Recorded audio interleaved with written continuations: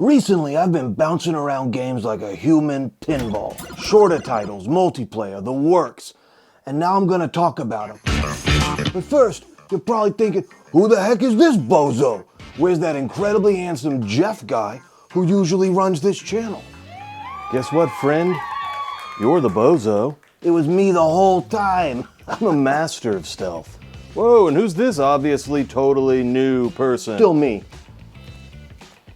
I'm a master of stealth. Over my lifetime, I have trained for several non-consecutive minutes to completely disappear when necessary. Ah, God. Just say the line. Might as well be a ghost. Do you want to go back in the basement, clone? Help. You promised us sunlight. I lied. So I don't know if there is anyone as highly credentialed or capable of discussing this first game as yours truly.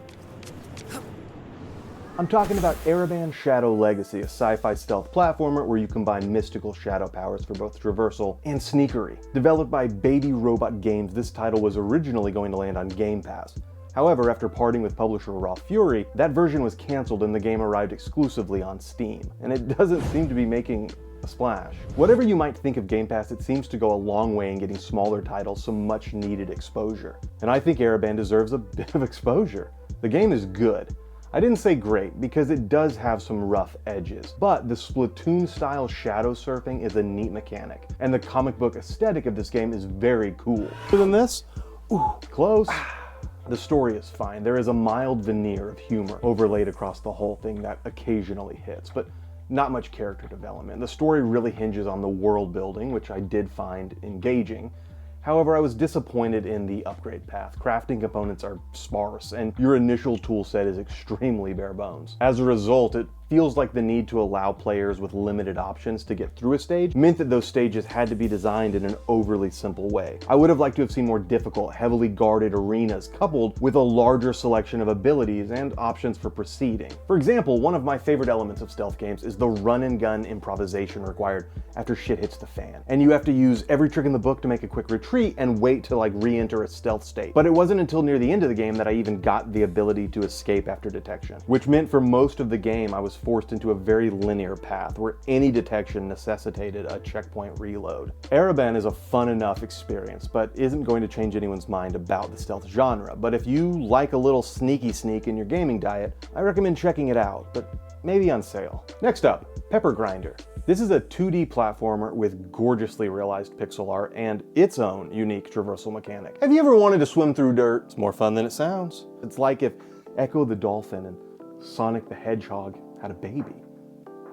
Oh God, don't imagine that. Don't imagine that.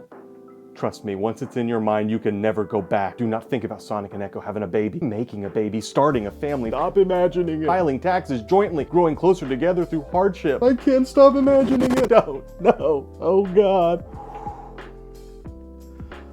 The first couple levels in Pepper Grinder were a breeze, but the game ramped up into some pretty fast-paced and tightly sequenced platforming that provides an honest-to-goodness challenge. I'm still chipping away at the back end of this game. Plus, it has a grapple hook, which by international law, games now have to have.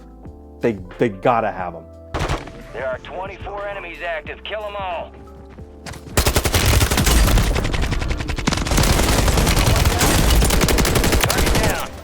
Let's talk Warzone, briefly. At the start of the month, Call of Duty brought back Rebirth Island. Me and the boys have been getting after it, but I don't play COD like I used to. I'm old, Gandalf. I don't even know what guns are meta these days, but it feels good to have such an excellent map return. Now give me back Verdansk, Activision. Speaking of updates, DarkTide just dropped a new list of penances, rewards, and this creepy-ass stink bomb enemy. Atonement is the very worthiest of goals. It's alright, it's positive change, forward momentum, but after the Karnak twins in the last major update, I have expectations, needs, desires. Like an official aftermatch stat card. I want new maps and boss fights, or a new class. I love my Zealot, but I'd like a little small guy, like a Ratling. Alright, and then Slay the Spire. Why didn't anyone tell me about this game? What's that? It's an older title and was very well received?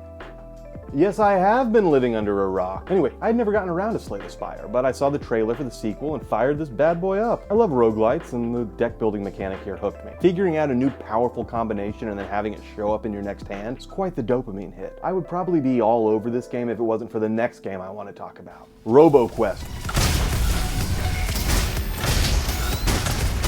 Holy additional charge for extra guacamole. It's a roguelite first-person shooter that poses the most important question of our time. What if Doom, but cute? Adorable mayhem. The weapon selection is vast, varied, and verifiably badass. We're talking boomerangs, and flamethrowers, and alien tech SMGs. We're talking hatchets and Tommy guns. And the soundtrack is a certified banger.